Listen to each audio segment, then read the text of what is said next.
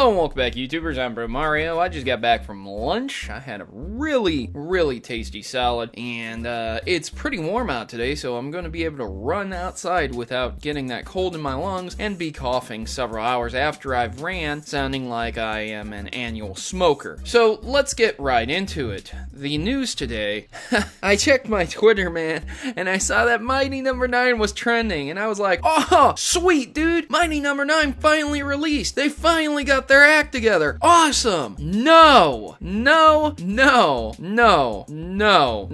they didn't. Mighty No.9 is delayed again, and the quote is, "We have no excuses for disappointing our fans, and especially our backers once more." Except that they do have an excuse, because they attribute to the game's delays to the game's multiplayer mode, which was added as a Kickstarter campaign stretch goal that was reached. I want you guys to check out the gameplay I'm putting in the background, which is going to be Mega Man X. This is a Mega Man game you can play right now. This is among about 15 to 20 similar type games that you can play, counting the Mega Man Z series, Mega Man Zero, ZX Advent, Mega Man X, and of course the original Mega Man series. This doesn't include the spin-offs. So there's plenty of Mega Man games that you can currently play right now. If you played through all of them like me, beat them all, did everything in the games, I guess you really can't play through anything new. But if you haven't and you funded this and you really want to see this game and you're tired of these delays, make sure to check out different various Mega Mans. It doesn't take much to play these games, especially on the computer if you're into the dark arts of emulation. Ooh, I'll be doing a video on the legalities of emulation, downloading ROMs, and playing the games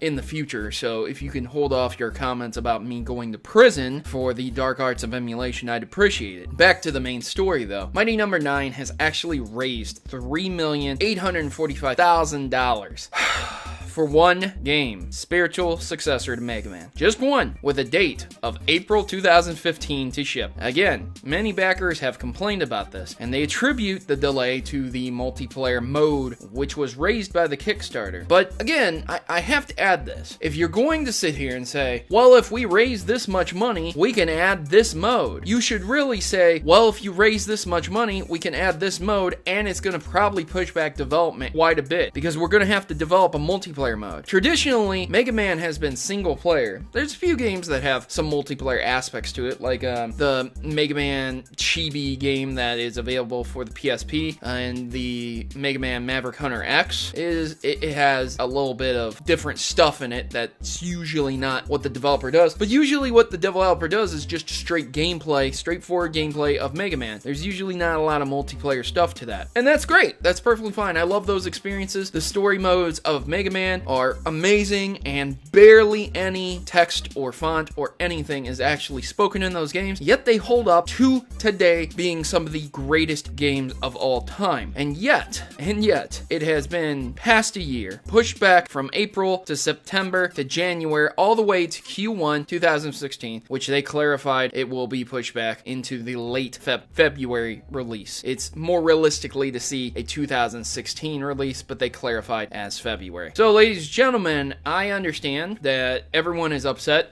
They've released several statements about this, talking about they have no excuses to disappoint our fans. But if you have no excuses, then why are you giving an excuse saying that it's probably because of the multiplayer mode? No, fuck off. It's not. I'm sorry. I have all the respect in the world for someone who owns up to their issues with a game not being developed on time. I'm not a developer. I don't know how horrible that is. But you can't sit here and say, I don't have any excuses for what happened, and then give an excuse for what happened. That's just ridiculous. If you guys honestly express your sincere apologies to everyone, then give the game away free when it comes out. Look, I know you need to raise the money for what you're developing it for, but you already raised $3,845,000. You have an extremely pushed back game with different stuff that has pissed people off. The company has been involved in shenanigans online, from hiring a woman just because she had a boyfriend working at the company as the community manager, to putting out another Kickstarter that failed and was picked up by a different company instead. Red Ash, an anime based on it, movie based on the game, and things like that. You guys really you just need to put your money where your mouth is.